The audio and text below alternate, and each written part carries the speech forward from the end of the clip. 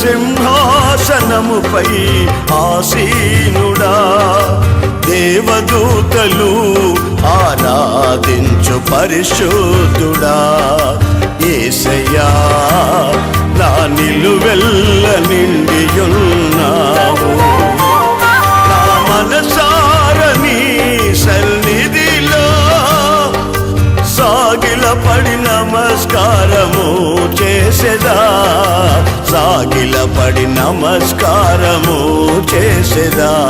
నా మనసారని సన్నిధిలో సాగిలపడి నమస్కారము చేసెదా, సాగిలపడి నమస్కారము చేసెదా.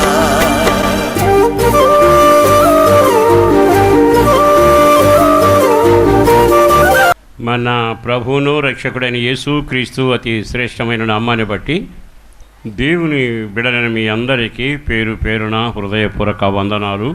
ప్రభువు మిమ్మల్ని మీ కుటుంబాలను అత్యధికంగా దీవించునుగాక. కొద్దిసేపు దేవుని వాక్యాన్ని విందాం. నేను ఒక్క మాట చెబుతానండి, మనల్ని కాపాడటం కానీ భద్రం చేయడం కానీ మనం చేసుకోలేంగా. మనల్ని కాపాడే దేవుడు ఉన్నాడు. ఆయన కాపుదల నీకు నాకు మనకి అవసరం. యేసుక్రీస్తు రక్తం ద్వారా కడగబడి సంఘంలో చేర్చబడిన నాటి నుండి ఆఖరి ప్రభు రాకడలో ఎత్తబడేంత వరకు నీవు కాపాడబడాలి. ఆ కాపుదల సరి అయిన రీతిలో చేసేవాడు ఒక్కడే ఉన్నాడు. ఆయనే మనం ఆరాధిస్తున్న దేవుడు. దేవునికే మహిమ కలుగునగాక. తెస్సలోని సంఘానికి పౌలు రాసిన మొదటి పత్రిక 5వ అధ్యాయము చాలా తేటగా ఈ 23వ వాక్యాన్ని చదువుదాం. సమాధానకర్తయగు దేవుడే, సమాధానకర్తయగు దేవుడే మిమ్మల్ని సంపూర్ణంగా పరిశుద్ధపరచునుగాక. విన్నారా?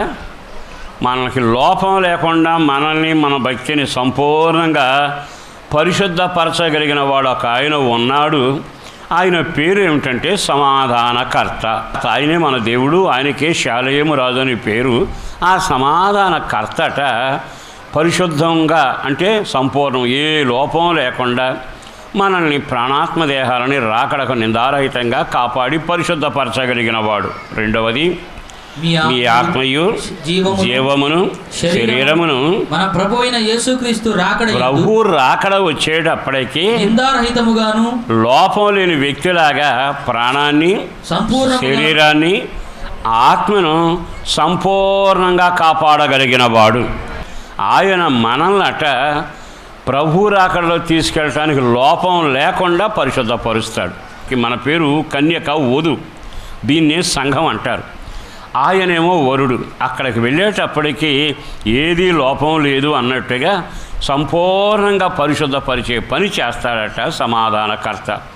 రెండవది, నిందారహితముగా అంటే లోపం లేని వ్యక్తిలాగా శరీరాన్ని, ప్రాణాన్ని, ఆత్మను కూడా పరిశుద్ధపరిచి కాపాడి తీసుకెళ్ళి వెళతాడట.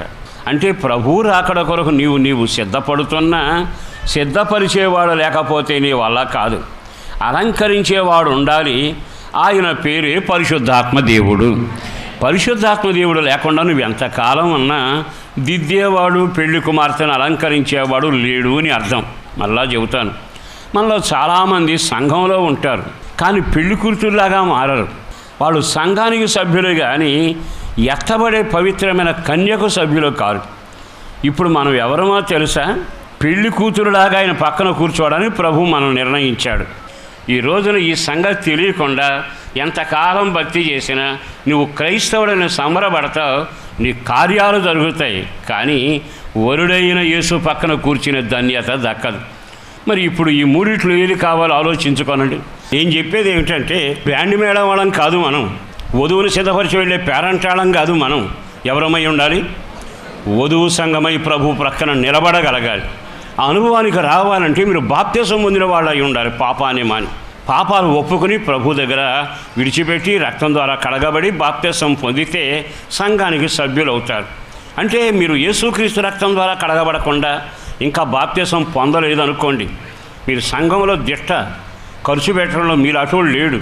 మీరు చెప్పాలంటే దేవుని కార్యాలన్నీ చేస్తారు, కాకపోతే మీరంతా ఎందుకు పనికొస్తారంటే బ్యాండ్ మేళానికి పనికొస్తారు. మరి ఎంతకాలం ఉండి బ్యాండ్ మేళంలాగా ఉందామా? యేసు ప్రభు రక్తం ద్వారా కడగబడి కన్యకగా మారదామా? అటు వాళ్ళు తప్పకుండా ఏం పొందాలి? ఇప్పుడు బాప్త్యసాలు పొంది పాపాన్ని మానుకుని దేవుని బిడ్డగా మారాలి. బాప్త్యసం పొందుతామండి, ఈ సంవత్సరం అయిపోయి తప్పనిసరిగా ఈసారి మీటింగ్లు పొందుతాం అనుకునేటప్పటికి ఉంటే పర్వాలా, ఊగిపోతే ఆ తర్వాత నీకు అవకాశం ఉండదుగా.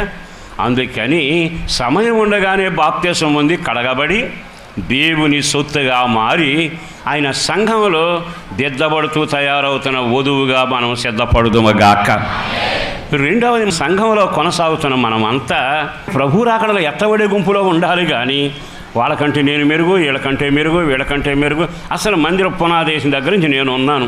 నువ్వెవరో అంటే పెళ్లి కుమార్తె పక్కన నడిచే సంఘం. ఆ సంఘం వలన పెళ్లి కొడుకు వచ్చి పేరంటారు నువ్వేనా అనడగా పెళ్లి కుమార్తె ఎక్కడ ఉంది అంటాడు. కారణం ఏంటంటే వరుడు వధువు కోసం వస్తున్నాడు. మరి ఇప్పుడు వాళ్ళని వీళ్ళని పోల్చుకొని వాళ్ళకంటే మెరుగు, వీళ్ళకంటే మెరుగని ఆ గుంపులో ఉంటావా? అది కాస్త వదులుకుని నా దేవుని రాకడకు నేను అలంకరించబడాలి, దేవుని ఆత్మచేత నేను నింపబడాలి అని ఎప్పుడైతే నువ్వు కనిపెట్టి ప్రార్థన చేసి వేరుపాటు జీవితం జీవిస్తూ పరిశుద్ధాత్మ చేత నింపబడతావో ఆ పరిశుద్ధాత్మ దేవుడు ఆ బ్యాండ్ మేళంలో నుంచి నీకంటే నేను, నీకంటే నేను, నాకంటే నువ్వు అనుకున్న గుంపుల పేరంటాల్లో నుంచి మన ఆత్మదేవుడు మనల్ని వేరు చేసి లోపం లేని కన్యకలాగా ఆయన మనల్ని సిద్ధపరచునగాక. అంటే ఇప్పుడు పరిశుద్ధాత్మ లేకపోతే ఏమైనట్టు? అలంకరించేవాడు లేనట్టేగా. నాకు వాక్యం తెలుసండి, ప్రార్థన తెలుసండి, నువ్వు చేయాల్సినవన్నీ చేస్తాం. ఒకవేళ పాస్ గారు లేకపోతే గంటన్నర ప్రసంగం చేసే శక్తి కూడా ఉంటుంది. కానీ పరిశుద్ధాత్మ చేత నింపలేకపోతే, ఆ నింపుదల కనబడకపోతే, దండం పెట్టి చెబుతున్నాను, పరిశుద్ధాత్మ అవసరం. పరిశుద్ధాత్మ లేకపోతే వర్షం లేని పైరు, పరిశుద్ధాత్మ లేకపోతే నీ జీవితంలో ఎలియాజరు లేని జీవితం. అంటే రెబకాను తోడుకొచ్చే నాయకుడు లేకపోవడం, మేఘాల మీద ఎత్తడానికి, రెక్కలు సాపి ఎగరడానికి నిన్ను సిద్ధపరిచే పరిశుద్ధాత్మలు లేకపోతే మేఘాల మీదకి వెళ్ళలేవు గనక ఈ రోజైనా ఈ మాటలు విన్నాకైనా రక్షించబడిన వారిని బట్టి స్తుతిస్తున్నాను. రక్షణ లేకపోతే మీ జీవితంలో ఇప్పుడే పాపాలు ఒప్పుకుని బాప్త్యసం పొంది దిద్దబడి కడగబడి దేవుని సొత్తుగా మారండి. రక్షించబడి సాగిన మీరు పరిశుద్ధాత్మ చేత నింపబడుదురుగాక. ఆ పరిశుద్ధాత్మ మిమ్మల్ని నడిపిస్తాడు. ఇక ఆ తర్వాత దేవుడట ఆఖరి వరకు మనల్ని కాపాడగలిగిన వాడు. ఒకటి ప్రాణం, దేహం, ఆత్మ, ఈ మూడిట్లో మనం కాపాడగలిగిన వాడు. దేవుడు కాపాడితే ఎలా ఉంటుంది? దేవుని కాపుదల ఎలా ఉంటుంది? దేవుడే కాపాడితే ఆ మనుగడ ఎలా ఉంటుందో 4 మాటలు ముచ్చటగా చెప్పాలని కోరుకుంటాను. మొదటి మాట, దేవుని కాపుదల మనం దేనిలో చూస్తామో తెలుసా? మీకు అర్థమయ్యే రీతిలో చెప్పడానికి నిర్గమాకాండం 16వ అధ్యాయంలోనికి వెళతాం. ఆ 16వ అధ్యాయంలో దేవుని భద్రత, కాపుదల ఎక్కడ కనపడుతుందయ్యా అంటే పైనుండి కురిసిన మన్నాలో కనపడుతుంది. చూడండి జాగ్రత్తగా, నిర్గమాకాండం 16వ అధ్యాయము 13వ వాక్యం. సాయంకాలమున పూరేళ్లు వచ్చి వారి పాళెమును కప్పెను. ఇశ్రాయేలు నడిచి వెళ్తున్నారట. వాళ్ళకి దేవుడు కాపుదల, పోషణ అన్నీ కలుగ చేశాడు. సాయంకాలం అయిందనుకో భోజనానికి పూరేళ్ళన్నీ వచ్చి పాలెమును కప్పేయట. పూరేళ్ళని పక్షం తీసుకుని వాళ్ళు వండుకు తినేవాడు. మరి ఉదయకాల భోజనం ఏమిటి? ఉదయకాలాన్ని పరలోకం నుండి దేవుడు దోతలు తినే ఆహారాన్ని భూలోకానికి కొమ్మరించేవాడు. కొమ్మరిస్తే ఎలా కొమ్మరించాడు చదవండి. ఉదయమున మంచు వారి పాలెము చుట్టూ పడి ఉండెను. ఆ మంచు ఇరిగిపోయిన తర్వాత నూగు మంచు వలె సన్నని కణములు అరణ్యపు భూమి మీద కనబడెను. ఇప్పుడు నేను చెప్పే మాట జాగ్రత్తగా అంటారు. వీళ్ళకి భోజనం కావాలి. అంతకు మునుపు రకరకాల భోజనాలు తిన్నారు. కానీ ఈ అరణ్య యాత్రలో వాళ్ళు భోంచేసేటప్పుడు దేవుని దూతల ఆహారం పంపాడట. పంపేటప్పుడు ఎలా పంపాడో తెలుసా? భద్రత, కాపుదల, ఆయన నాణ్యత, ఆయన ఏర్పాట్లు మనం బాగా గమనించాలి. మన్నాను కురిపిస్తాను అన్నాడు. మన్నా అంటే కొత్తిమీర గింజల్లాగా ఉంటాయి. అంత చక్కగా ఉంటాయా? ఆ కొత్తిమీర గింజలా కనిపిస్తుందట. కానీ దాన్ని పంపించేటప్పుడు ఉదయాన్నే లేవండి, మంచు కురుస్తుంది, జాగ్రత్త, మీరు వెళ్ళి ఏరుకోమన్నాడు. తీరా వెళితే ఉదయాన్నే మంచు పడిపోయిందట. ఆ మంచును బాగా దట్టంగా కప్పి దాంట్లో గింజ పెట్టాడట. అంటే ఆ గింజ మంచు చేత కప్పబడింది. పైనుంచి వర్షం పడ్డట్టుగా పాలు చుట్టూ పడిపోయాయి. వీళ్ళు పరుగు పరుగున వెళుతున్నారు. విచిత్రం ఏంటి తెలుసా? నెమ్మదిగా అక్కడికి వెళ్ళాక మంచు ఆరిపోయాను, ఎగిరిపోయాను రాయబడింది. మంచు ఆరిపోయేటప్పటికి లోపల గింజ కనపడుతుంది. నేను చెప్పే మాట జాగ్రత్తగా అర్థం చేసుకుంటే, ఆయన పైనుంచి ఆ మన్నాను పంపించేశాడు అనుకోండి, చిన్నగా పడితే దేని మీద పడుతుంది? నేల మీద పడుతుంది. నేల మీద పడితే అది ఇసుక నేలే కానీ బురద నేలే కానీ, ఇప్పుడు ఆహారం ఎక్కడ పడ్డట్టు? అప్పుడు వెంటనే ఆ బురదలో అన్నీ ఏరుకుని తినగలరా? అంటే అర్థం ఏంటంటే, దేవుడు మనకిచ్చే ఆహార విషయంలో కూడా చాలా భద్రంగా దాన్ని మంచుతో కప్పి పంపించాడు.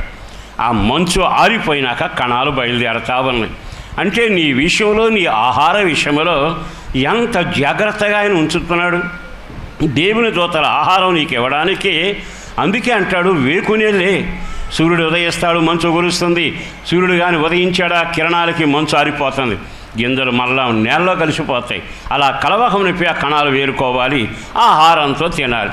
ఈ రోజున నేను ఎందుకు ఈ మాట చెబుతున్నానంటే, ఈ కొత్తిమీర గింజ ఒక పవిత్రమైన జీవితానికి సంకేతం. కొత్తిమీర గింజ దేవుని దూతలు తినే ఆహారం. భూలోకాన్ని నరుడు తింటాకి వచ్చాడు, తింటాకి ఇచ్చారు కూడా. యేసు అనే దేవుడు అక్కడి నుంచి ఈ లోకానికి వచ్చాడు. ఆయన పంపబడినప్పుడు ఎలా పంపబడ్డాడో తెలుసా? దాసుని స్వరూపం ధరించి లోకానికి పంపబడ్డాడు. కానీ ఆయన జీవించినంత కాలం భూలోకంలో ఏ అపవిత్రత ఆయన తాకలేదు. అందుకే ఓ రోజున ఆయన ఏమన్నాడు తెలుసా? నాలో పాపం ఉందని మీలో ఎవరైనా నిరూపిస్తారా అంటే, తాను ఈ లోకంలో జీవించినంత కాలం మంచు చేత కప్పబడిన కొత్తిమీర గింజలాగా, మంచు చేత కప్పబడిన పరలోకపు మన్నా ద్వారా మనకు పాఠం నేర్పుతూ ఆ యేసు ఎలా ఉన్నాడో తెలుసా? భూమి మీదకి వచ్చాడు కానీ భూమి మంటల, మట్టి లోకానికి వచ్చాడు కానీ మట్టి తాకల, శాపవిషమైన అనుభవానికి వచ్చాడు కానీ ఎక్కడ అది తాకల. ఈ రోజున సంఘానికి ఆయన ఇచ్చే గొప్ప సత్యం ఏమిటో తెలుసా? మీరు కాపాడబడాలి అని అనుకుంటే, ప్రభురాకడలు ఎత్తబడే వరకు భద్రంగా ఉండాలి అంటే, ఆ పరలోకపు మన్నా జీవాహారమైన యేసు వచ్చాడుగా. ఆయన 33 సంవత్సరాలు జీవించాడు. ఈ జీవిత కాలంలో ఎక్కడైనా ఆయనను వేలెత్తి చూపగలిగారా? ఆయనను ప్రశ్న వేయగలిగారా? ఈయన అపవిత్రుడు అనగలిగారా? ఎంత పవిత్రమైన జీవితం జీవించాడు. ఈ రోజున సేవకుడుగా బ్రతిమలాడుతూ నేను మీకు చెప్పగలిగిన మాట ఒక్కటే, యేసు ఎలా భద్రంగా మంచులో దాచబడ్డాడు, ఆ పవిత్రతను కాపాడుకున్నాడు. అలాగే మనమును యేసుక్రీస్తు రక్తం ద్వారా కడగబడిన తర్వాత మనం ఈ లోకంలో ఎంతకాలం జీవించినా ఒక పవిత్రత మనకుండునగాక, ఒక కాపుదల మనకుండునగాక. అందుకే మనందరి కొరకు రక్తం కార్చాడు. యేసుక్రీస్తు రక్తం ప్రతి పాపిని కడిగి పరిశుద్ధపరుస్తుంది. యేసు రక్తంలో మనం దాచబడుదుమగాక, మనము కడగబడుదుమగాక. నువ్వు అప్పుడప్పుడు ఆలోచించాల్సింది ఏమిటంటే, నేను ఆఖరి వరకు కాపాడబడాలి అంటే నాకు కాపుదల కావాలిగా. ఆ కాపుదలలో నాకు క్షేమం ఉంటుందిగా. మన్నాను పిలిస్తే మన్నా చెబుతున్న మాట ఏమిటో తెలుసా? అయ్యా, మంచుంది, భూమి నన్ను తాకలేదు, భూ సంబంధమైన ఆశలు నన్ను ఆకర్షించలేదు, భూమి నన్ను తాకలేదు, ఆ మట్టి నన్ను తాకలేదు. సంఘంలో చేర్చబడిన సహోదరి సహోదరులారా, యేసుక్రీస్తు రక్తం ద్వారా కడగబడిన దేవుని బిడ్డలారా, మనం ప్రభు రాకడలో ఎత్తబడేంత వరకు మన కాపుదల దేవుడే కలుగ చేశాడు. ఈ భూ సంబంధమైన మనసు మనకు లేకుండా పోవునగాక, భూ సంబంధమైన కార్యాలు మనల్ని ఏలకుండా ఉండునగాక. మరి ఎప్పుడు సాధ్యమవుతుంది? ఈ భూమి నిన్ను తాకకుండా, లోకం, లోకాశలు, శరీరాశలు, భయంకరమైన పరిస్థితిని తాకకుండానట్లుగా, ఆ యొక్క మన్నాకి మంచు కాపుదలగా ఉన్నట్టుగా యేసు రక్తం నీకు కాపుదలగా ఉండునగాక. చెయ్యెత్తి ఒకసారి ఆమేన్ అంటారా? మరొక మాట చెప్పనా? కాపుదల. ఆ రోజున దేవుడు మరణదూతను పంపాడు. మరణదూత వచ్చి ఇశ్రాయేలు పాలెములోను ఐగుప్తు దేశంలో సంచరిస్తుంది. దేవుడు ముందే చెప్పాడు, మరణదూత మీకు తాకకుండా ఉండాలి అంటే గొర్రె పిల్లను వధించి ఆ రక్తాన్ని ద్వారబంధాల మీద పోసి ఆ జీవాన్ని లోపలికి తీసుకుని కాల్చుకుని తినండి. తర్వాత మరణదూత రానే వచ్చాడు. రావడం కత్తి తీసుకుని పాలెంలో పరుగులు తీశాడు. తీరా వెళితే ఆ గుమ్మం మీద యేసు రక్తం ఉంది. అంటే ఈ రక్తం ఉంది కనుక నేను వెళ్ళి వాళ్ళ కీడు చేయలేను. నేను మరణదూతనే కానీ ఈ రక్తం ఉంది కనుక లోపలికి వెళ్ళి వాళ్ళని చంపలేను. పరుగులు తీసుకుంటూ వెళితే ఇశ్రాయేలుల పాలెమంతా ఎర్రని యేసు రక్తపు గొర్రెపిల్ల రక్తపు ఆనవాలు కనబడింది. ఒక్క క్షణం అటు తిరిగింది. మిగతా ఇళ్ల మీద ఎక్కడ గొర్రెపిల్ల రక్తం లేదు. మరణదోత లోపలికి వెళ్ళింది. ఆ ఇంట్లో ఉన్న పెద్ద కొడుకును చంపుకుంటా వెళ్ళిపోయింది. తెల్లవారేటప్పుడు ఘోష మొదలైపోయింది. ఇంతకీ ఆ పాలెనికి ఈ పాలెనికి తేడా ఏమిటి?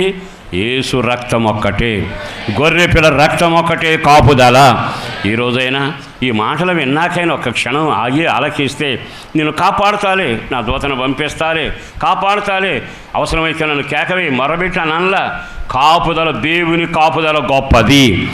ఈ మన్నాకి మట్టంటకుండా ఒక పరిశుద్ధమైన జీవితం జీవించిన యేసునకు లోకం తాకకుండానట్లుగా, ఈ భయంకరమైన పాపలోకంలో ఆయన పరిశుద్ధుడిగా జీవించినట్లుగా నిన్ను నన్ను కూడా ఆయన పరిశుద్ధమైన కాపుదల దయచేయబోతున్నాడు.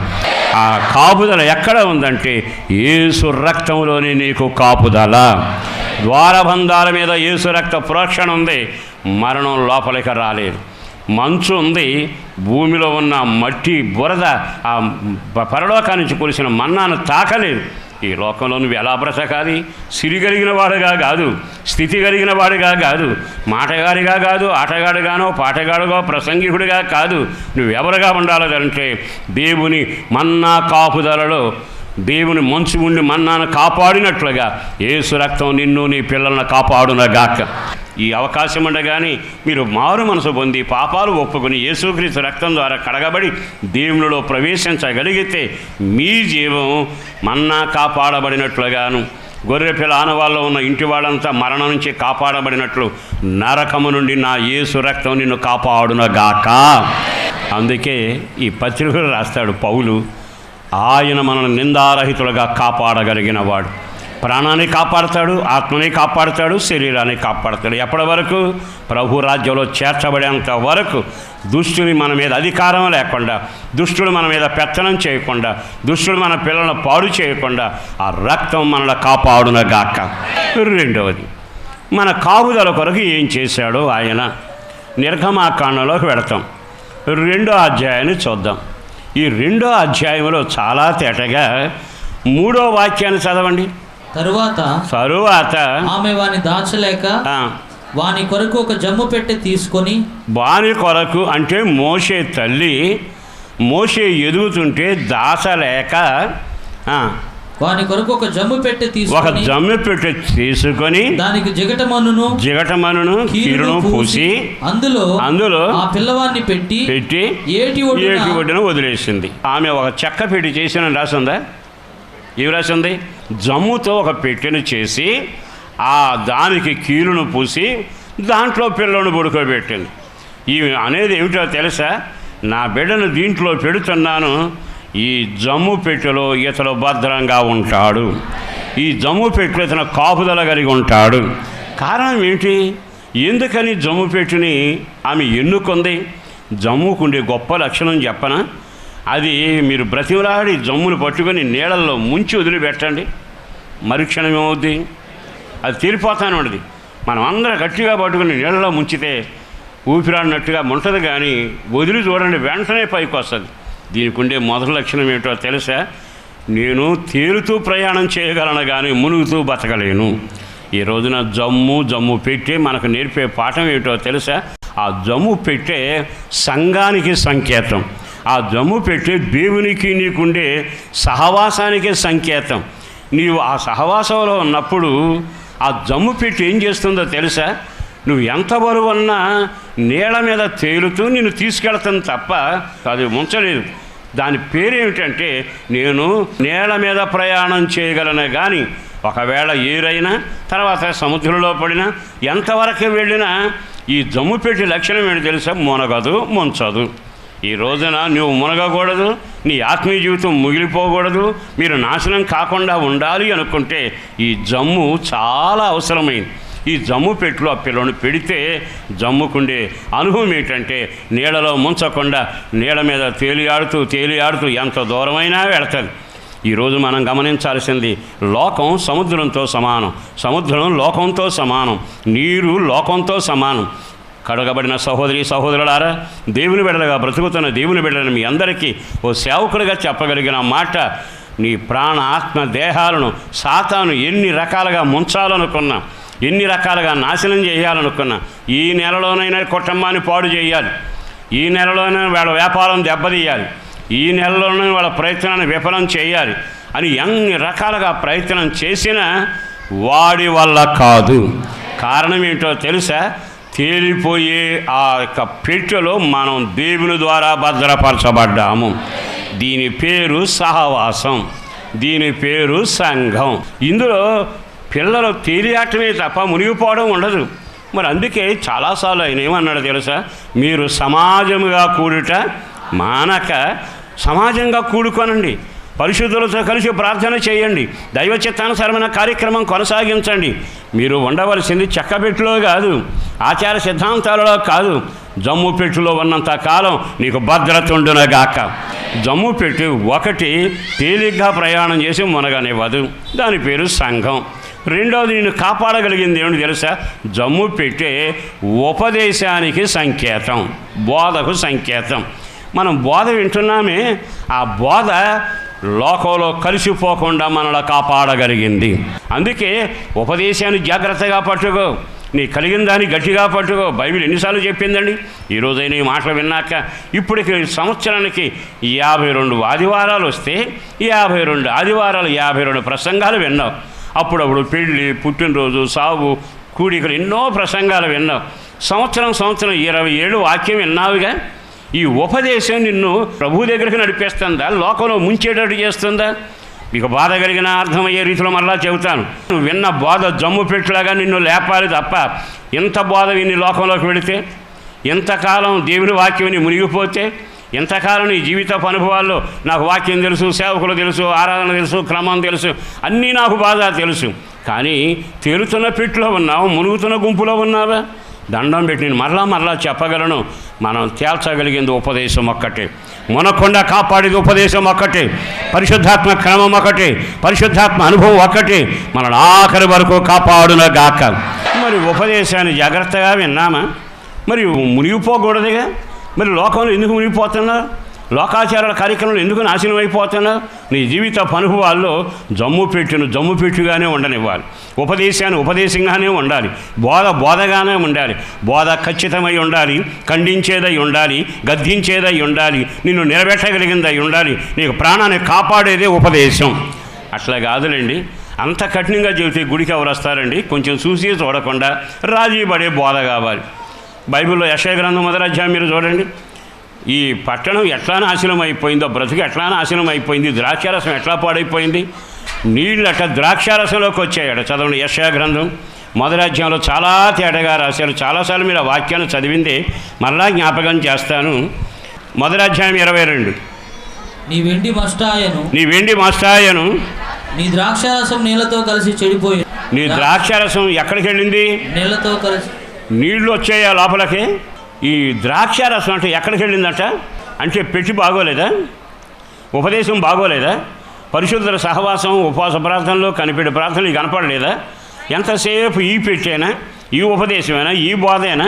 కాస్త అటు చూస్తే బాగుంటుందిగా. నీళ్లు బాగా ఎత్తుగా వరవడగా పరిగెత్తున్నాయిగా.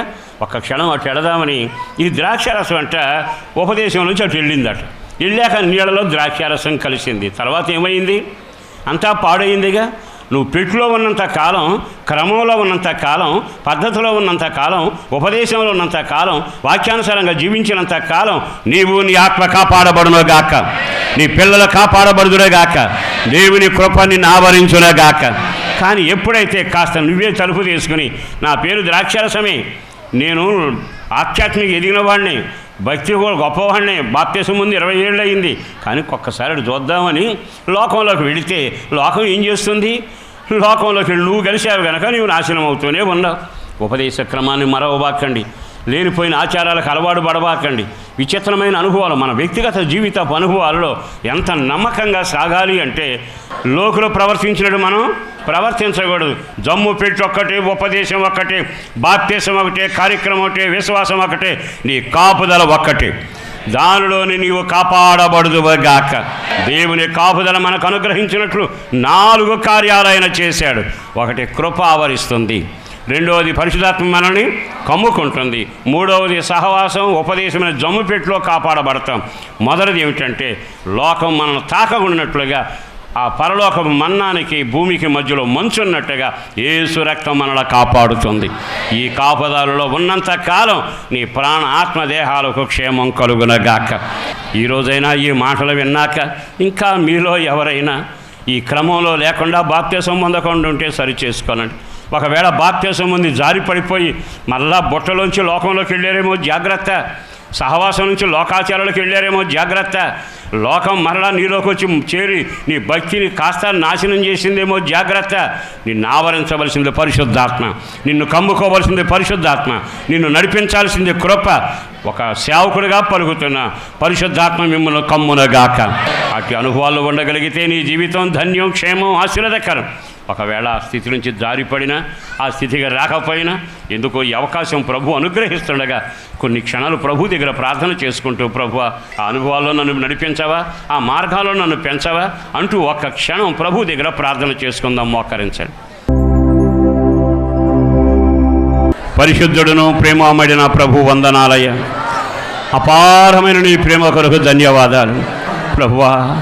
నువ్వు మమ్మల్ని ఎంతగా ప్రేమించి ఎంతగా కాపాడుతున్నావు. మరొకసారి సంఘం కొరకు చేతులెత్తిన బిడ్డల కొరకు ప్రార్థన చేస్తున్నాం. చాలా కాలం నేను ఎరిగినట్టే ఉండి ఉపదేశ క్రమాన్ని దాటి లోకంలో కలిసిపోయిన వాళ్ళు ఉన్నారయ్యా. వాళ్ళకు ఒక విడుదల కలగాలయ్యా, వాళ్ళకు ఒక మార్పు కలగాలయ్యా. లోకం విశ్వాసులు చేరకూడదయ్యా, లోకం సంఘంలోనికి రాకూడదయ్యా. అట్టి చీకటి కార్యాలు లయపరచండి, ప్రతి వారిని భద్రపరచండి. యేసు రక్తమే మాకు భద్రత, నీ కృపే మా భద్రత, నీ అభిషేకమే మాకు భద్రత, నీ సహవాసమే మాకు భద్రత. నీ కృపలో భద్రపరిచి పేరు పేరున బిడ్డలను దీవించండి. కాపుదల భద్రత నీ రాకొడొకరు గాయత్తపరచండి. మా ప్రార్థన ఎంతమంది కోరుకుంటున్నారో టీవీ వర్తమానం విని దాని ద్వారా ప్రార్థనలు చేయించుకున్న వారికైనా తప్పక కార్యం జరుగునగాక, మేలు జరుగునగాక. నీ ఒక్కడవే కార్యం చేయగలిగిన వాడు. కృపాక్షమలతో నడిపించుమని యేసు శక్తి కలిగిన నామాన్న ప్రార్థించి విన్నవించి వేడుచున్నాము తండ్రి. ఆమేన్. సంపూర్ణ రాత్రి ఉపవాస ప్రార్థన ప్రతి నెల 15వ తేదీ రాత్రి 9 గంటల నుండి హోసన్నా మందిర్ హనుమాన్ జంక్షన్ నందు జరుగును. రండి, మీ దుఃఖ దినములు సమాప్తములగును. మీ ప్రార్థనావసతుల కొరకు మమ్ములను సంప్రదించవలసిన మా చిరునామా పాస్టర్ దేవదాస్ గారు, hosanna Mandir, Nuzvid road, Hanuman junction, Krishna జిల్లా, ఆంధ్రప్రదేశ్. మా ఫోన్ నెంబర్లు 08656242751, మరి ఒక నెంబర్ 9440772772.